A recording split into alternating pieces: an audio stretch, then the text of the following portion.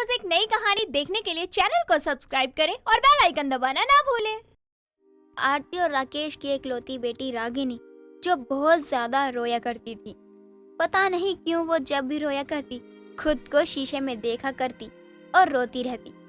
ऐसे ही एक दिन जब रागिनी शीशे में खुद को देखकर रो रही होती है, तभी उसकी सहेली विभा उससे पूछती है, क्या बात हो गई? तेरी विदाई होने वाली है क्या, जो ऐसे फूट फूट कर रो रही है और खुद को ही निहारे जा रही है? जा यहाँ से, तू नहीं समझेगी मेरा दर्द। जब से पैदा हुई हूँ तब से रोई जा रही हूँ बस। अच्छा, मतलब तू पैदा होते ही रोना शुरू किया था क्या तूने? आज तक बंद ही नहीं हुआ, इसलिए तेरा मुंह ऐसा है। कोई भी तुझे देखे और उसे लगेगा कि तू रो रही है। मतलब क्या है तेरा? देख ले, मेरा मुंह तो बढ़िया है। शायद तेरी आंखें खराब हो गई हैं। मेरा मुंह रोंदू नहीं है, मैं रो रही हूँ, समझी? अरे हाँ, बात तो बिल्कुल तू सही कह रही है। बिना रोए तो तू माधुरी लग रही है। अब मत रोना, ठीक है? रोते हुए तू बंदरिया लगती है। अब कुछ ज्यादा नहीं हो रहा तेरा? कुछ कह नहीं रही हूँ तो तुम कुछ भी बोलती रहोगी क्या? रोने के साथ साथ रुलाना भी आता है मुझे। और अब इज्जत के साथ अपने घर की तरफ रवाना हो जाओ, वरना क्या? हाँ, मेरे भी हाथ बहुत अच्छे से चलते हैं। मुझे गलती से भी हाथ मत लगा देना और पता भी नहीं चलेगा और सच में रोती रहेगी, रोंदरू कहेगी बस। इतना बोलकर विभा अपने घर की तरफ चली जाती है और रागिनी खुद को शीशे में देखते हुए बोलती है, देख रागनी देख, तुझे तो कोई भी आकर कुछ भी सुना जाता है। मुझे तो कभी कभी ऐसा लगता है मेरी कोई इज्जत नहीं है, बेकार में आ गई हूँ मैं इस दुनिया में। रागिनी खुद को शीशे में देखकर बातें कर ही रही होती है, तभी वहाँ उसकी माँ आती है और बोलती है, क्या हुआ मेरी बच्ची को? ना क्यों रो रही है? किसी ने कुछ बोल दिया क्या? मुझे बता, किसने मेरी गुड़िया को रुलाया है? बस कीजिए, आप तो बस दिखावा ही है आपका। करती तो कुछ भी नहीं हो, बस हर वक्त ड्रामा ही करती रहोगी। भला आप मेरे लिए कब बोलोगी? कब बोलेंगी? क्या मतलब? क्या बोलूं और किसके लिए बोलूं कि मेरी बेटी को मत रुलाया करो? लेकिन नहीं, तू हर रोज किसी न किसी से लड़कर रोने का बहाना ढूंढ ही लेती है। तो जा रो ले। हाँ, रोती हूँ क्योंकि मेरी मजबूरी है और कुछ नहीं। मैं जब तक रोती रहूंगी मैं तब तक चमकती रहूंगी। ये क्या बोल रही है? पागल हो गई है क्या तू? अब मुझे ये बता, भला रोने से कौन चमकता है? रो रो कर अपनी हालत खराब कर ली है। रुक, पानी लेकर आती हूँ। नहीं माँ, मुझे पानी नहीं चाहिए, मेरे पास पानी है। कब लेकर आई तू पानी? मैंने तो तुझे एक भी बार रसोई में घुसकर पानी लाते हुए नहीं देखा, तो फिर कब ले आई पानी? सुबह ही जब मैं यहाँ रोने के लिए तैयार हो रही थी तभी मैंने पानी भी लाकर रख दिया था और मैं पानी पिए जा रही हूँ।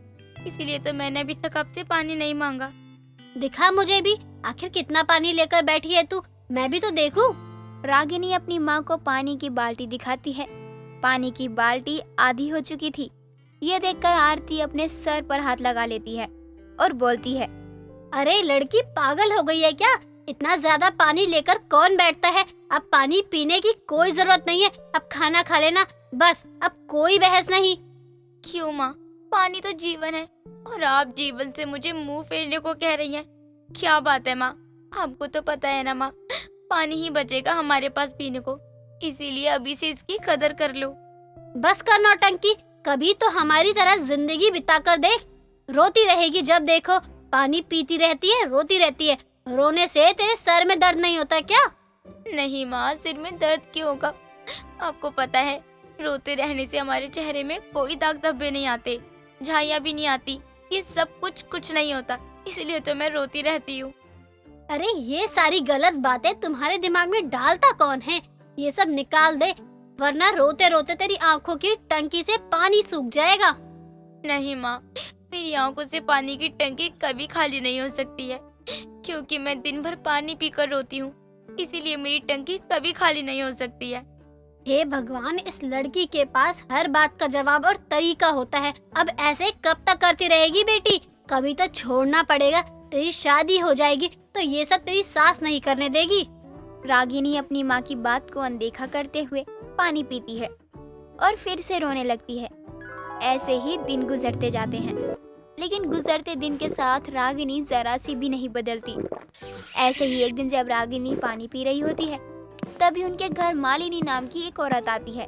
और बोलती है, अरे बाप रे बाप, इतना पानी कौन पीता है? अगर तुम्हारी तरह मैं भी इतना पानी पीने लगी, मेरा पेट तो फट ही जाएगा। बाप रे। अरे आंटी, ये मेरा रोज का काम है, इसीलिए मैं इतना पानी आराम से पी जाती हूँ। वैसे भी ज्यादा पानी पीने से हमारा चेहरा बहुत ग्लो करता है। हाँ, मुझे मालूम है, ज्यादा पानी पीने से चेहरा क्लियर होता है। वैसे बेटी, क्या ये आरती जी का घर है? जी हाँ, ये मेरी माँ का ही घर है। आइए ना अंदर, मैं अभी माँ को बुलाती। मालिनी के आने पर रागिनी का आज रोने का प्लान कैंसिल हो जाता है और वो बस पानी पीकर ही रह जाती है। कुछ देर बाद आरती बाहर आती है और मालिनी को देखकर बोलती है, बहन जी आप, मुझे यकीन नहीं हो रहा कि आप इस वक्त, लेकिन आप तो कुछ दिनों बाद आने वाली थी ना, तो अचानक कैसे? कैसी बात कर रही हो आप भी माँ? अगर आंटी वक्त से पहले आ भी गई है तो क्या हो गया? आंटी, आप माँ की बातों का बुरा मत मानना। तुम्हारी माँ घबरा कर ऐसे क्यों बोल रही है? वैसे बहुत प्यारी बातें करती हो तुम। और तुम्हारी माँ मेरे आने से घबरा क्यों गई? अगर मुझे पता होता तो मैं माँ को ऐसा क्यों बोलती? मुझे कुछ भी नहीं पता, अब आप ही बता दीजिए। पागल लड़की, ये तुम्हें देखने आए हैं, मतलब तुम्हें अपने घर की बहू बनाना चाहते हैं। अब मैं भी आती हूँ, आप लोग बातें कीजिए। रागिनी इतना बोलकर वहाँ से चली जाती है और तभी आरती और मालिनी हंसने लगती हैं। तभी मालिनी बोलती है, शायद शर्मा गई। सच में बहन जी, आपकी बेटी बहुत ही प्यारी है। मुझे तो बहुत पसंद है आपकी बेटी। अब तो रागिनी के हाँ का ही इंतजार है। लेकिन बहन जी, आपका बेटा भी अगर रागिनी को देखकर पसंद कर लेता तो अच्छा होता। ऐसे सिर्फ एक ही पसंद से शादी करना। आपको क्या लगता है मैं यहाँ अपनी खुशी से आई हूँ? नहीं, मुझे यहाँ मेरे बेटे ने भेजा है, क्योंकि वो रागिनी को बहुत पहले से ही पसंद करता है। इसलिए अब तो आपको कोई आपत्ति नहीं होनी चाहिए। लेकिन बहन जी, आपको मेरी बेटी के बारे में सब कुछ मालूम तो है ना? वो क्या है ना, बाद में कोई कुछ बोले तो अच्छा नहीं लगता है।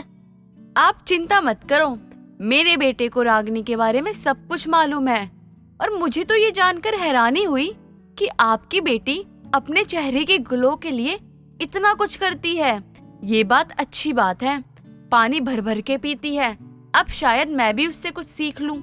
चलो अच्छा हुआ, इनको सब कुछ पता है। मुझे अब कोई चिंता नहीं इस पागल की। इनको रोने वाली बात पता है या नहीं? अब क्या सोच रही हो?